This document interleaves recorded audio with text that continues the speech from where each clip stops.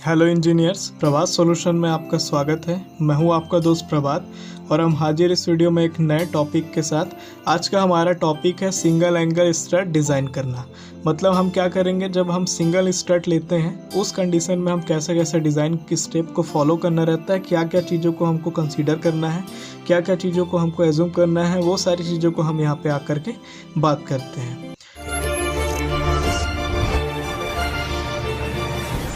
तो सबसे पहला आपका चीज़ है, आपको दिया है स्टेप फर्स्ट में गिवन डेटा। आपको जितनी सारी चीज़ें दी रहेगी, कितने लोड के लिए आपको डिज़ाइन करना है, कितना आपको लेंथ दिया है, आपका क्या FY की वैल्यू है, FU की वैल्यू क्या क्या है, वो सारी चीज़ें आपको गिवन डेटा में मिलेगा। सेकंड नंबर आपका आता है एज्यूम सिलेंडरनेस रेशियो। आपको सिलेंडरनेस रेशियो आप एज्यूम कर सकते हैं, बट आपको ये ध्यान रखना है कि जो आपको IS कोड बोलता है, जो आपका पेज नंबर 20 है टेबल नंबर 3 पर, वहाँ पे जो आपको मैक्सिमम सिलेंडरनेस रेशियो दिया है, वहाँ से आपका उसके कम ही आपको लेके चलना है, उससे कम ही आपको एज्यूम करना है। देखिए, हमने पेज नंबर 20 में table number 3 maximum value of effective slenderness ratio खोला हुआ है पेज। ये आपका वैल्यू पूरा दिया हुआ है KL/R का, ठीक है। यहाँ पे आपका टेंशन और कंप्रेशन दोनों मेंबर के लिए है, आपको बस कंप्रेशन को फॉलो करना है। जब आप क्या करते हैं, कंप्रेशन मेंबर जब आप केवल डेड लोड के लिए और रिजल्टिंग लोड के लिए लेते हैं तो वहाँ पे 180 होता है, लेकिन जब आप उसमें क्या करते हैं, कॉम्बिनेशन कर देते हैं विंड लोड का, अर्थक्वेक लोड का, इन सारी चीज़ों को, एक्शन को जब आप कंबाइन करते हैं तो 250 से ज़्यादा आपको नहीं लेना है। तो इन दोनों बातों को आपको ध्यान में रखना है, उसके हिसाब से आपको क्या करना है, लेना है। फिर आपका कंप्रेशन फ्लेंज आपको दिया 300। इस हिसाब से आप जब आप इसको डिटेल से पढ़ेंगे तो आपको और अच्छे से क्लियर होगा। चूँकि ये थ्योरी पार्ट का हिस्सा है, इसलिए हम इसमें ज़्यादा डिस्कशन नहीं करेंगे। जितना हमें न्यूमेरिकल पर्पस से रिक्वायरमेंट है उतनी हम यहाँ पे बात करते हैं। अगले स्टेप में हम करते हैं step 3, buckling class of cross section. अब क्या है, आपका किस क्लास में आपका बकलिंग हो रहा है, ठीक है, वो सारी चीज़ें आपको देखना है। आपका क्रॉस सेक्शन किस क्लास में बकल कर रहा है वो, तो इसके लिए आपको पेज नंबर 44 IS कोड 800/2007 जाना पड़ेगा। ये हम आ गए हैं पेज नंबर 44 टेबल नंबर 10 पर, जो आपको लिखा हुआ है buckling class of cross section. आपका क्रॉस सेक्शन अगर I सेक्शन है तो आपका बकलिंग क्लास किस में होगा, A B C D, ठीक है। इस प्रकार से आपको यहाँ पे दिया हुआ है। इसको हम और आगे भी जा कर के चर्चा करेंगे, बट यहाँ पे हमको केवल स्टड के केस का ही बात करना है। तो यहाँ पे आपको जो है वो एंगल सेक्शन आप डिज़ाइन करते हैं, तो एंगल सेक्शन के लिए आपको बकलिंग क्लास आपको C रहता है, तो आपको उसी को देख करके कंसिडर करना है। फिर अगले स्टेप में आता है आपका डिज़ाइन कंप्रेसिव स्ट्रेस यानी कि FCD की वैल्यू। तो कितना स्ट्रेस आपका कंप्रेशन का आएगा उस पर्टिकुलर सेक्शन पर, वो आपको देखना है यहाँ पे। तो इसके लिए आपको IS कोड 800/2007 में जाना है, जो कि पेज नंबर 40 से 43 तक है। टेबल नंबर यहाँ पे 4 दिया हुआ है, यानी कि टेबल नंबर 9 पे आपका 4 टेबल दिया हुआ है, वो आपको अलग अलग क्लास के हिसाब से आपको देखना है। तो आइए देखते हैं। ये हम IS कोड का पेज नंबर 42 पे हैं, जो कि टेबल नंबर 9 का C है, डिज़ाइन कंप्रेसिव स्ट्रेस यानी FCD, जो कि न्यूटन पर mm स्क्वायर या फिर मेगा पास्कल है। ये आपका क्या है, कॉलम के बकलिंग क्लास C पर क्या है, बेस्ड है। यहाँ पे आपको पूरा दिया हुआ है। ये क्या है, आपका यील्ड स्ट्रेस यानी कि FY की वैल्यू, जो हम हमेशा यानी ज़्यादातर हमें क्वेश्चन में 250 दिया रहता है। यहाँ पे आपका KL/R, जो आप सिलेंडरनेस रेशियो एज्यूम करते हो 110, 120, 130, उसके बेस पर आप क्या करेंगे, करस्पॉन्डिंग लेते हैं वैल्यू। तो वो जो वैल्यू आपको मिलती है FCD की, मान लीजिए अगर हमने KL/R की वैल्यू अगर 100 ली, ठीक है, और हमारा जो FY की वैल्यू है वो 250 है, तो हमारा FCD की वैल्यू क्या होगा, तो 100 के आप करस्पॉन्डिंग आते आते जाएंगे कहाँ तक, 250 तक। इस लाइन में देखिए ये 250 है और इस लाइन में आपका 100 है, तो आपका 107 यानी कि 107 107 यहाँ पे जो आता है वो आपका किसकी वैल्यू हो जाएगी, FCD की वैल्यू। तो आप लिख सकते हैं FCD equal to 107 mega pascal या न्यूटन पर mm स्क्वायर। तो इस तरह से आपको क्या करना है, अलग अलग क्लास पे जा करके आपको जैसा सेक्शन आपको मिल रहा है उस हिसाब से आप FCD की वैल्यू कंसिडर कर सकते हैं।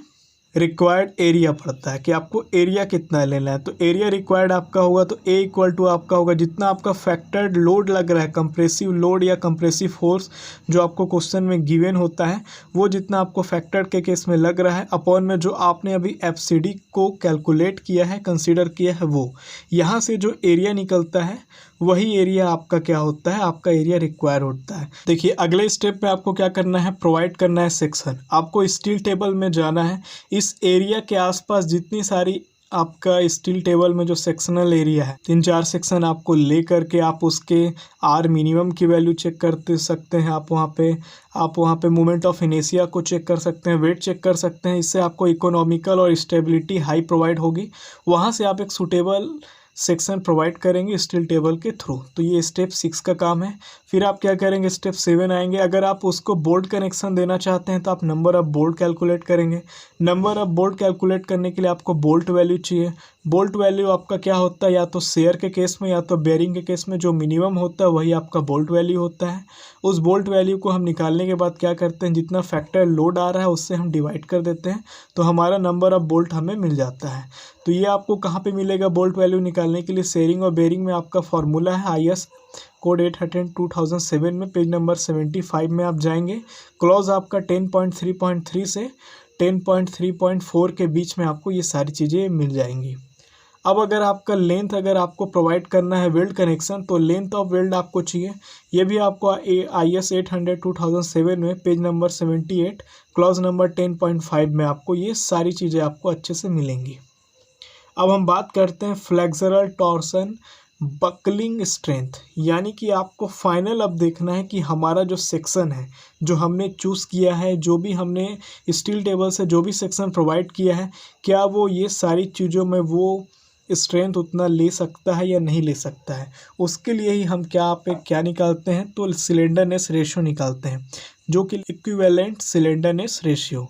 तो लैम्डा इक्वल टू आपका अंडर रूट के अंदर आपका K1 + K2 lambda VV square plus K3 lambda phi square.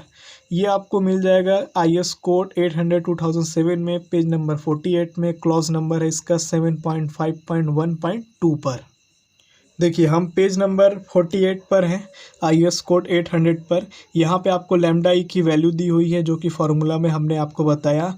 अब ये लैम्डा VV की जो स्क्वायर की जो वैल्यू है, वो आपका लैम्डा VV की वैल्यू आपका बनता है L/RVV, ठीक है। अपॉन में आपका क्या है, epsilon under root pi square. ये आपको एप्सिलॉन दिख रहा है जो कि आपका कैपिटल E है, जो आपका मॉडुलस ऑफ क्या होता है, इलास्टिसिटी बाई 250। ई की वैल्यू आपको कितना कंसीडर करना है, 2 × 10⁵। यहाँ पे जो सेकंड वैल्यू है लैम्डा फाई, तो लैम्डा फाई की वैल्यू आप कैसे बनाएंगे, B1 + B2 अपॉन में 2T अपॉन में फिर एप्सिलॉन रूट में पाई स्क्वायर, ये आपका कैपिटल ई है, अपॉन में 250। तो B1 B2 ये सारी चीज़ें क्या है, तो हम यहाँ पे बात करते हैं। ये जो आपका L है वो सेंटर टू सेंटर लेंथ है, जो आपका सपोर्टिंग मेंबर का है। RVV आपका क्या है, radius of gyration about the minor axis, जो आपको स्टील टेबल से गिवन होगा। ये B1 और B2 क्या है, तो width of the 2 leg of the angle. तो जो आप ISM में प्रोवाइड करेंगे वो आपका एंगल का यहाँ पे लेंथ होगा। T यहाँ पे क्या है, तो थिकनेस ऑफ द लेग है, ठीक है। एप्सिलॉन आपका यहाँ पे क्या चीज़ को शो करता है, तो यहाँ पे ये भी इसका भी फॉर्मूला बनता है 250/FY। ये आपका रूट के अंदर रहेगा, या फिर इसकी पावर 0.5 रख सकते हैं। तो ज़्यादातर इसकी वैल्यू 1 रहता है, क्योंकि FY की वैल्यू भी 250 ही आती है। अब इसमें अगला बात आता है K1 K2 K3 क्या है।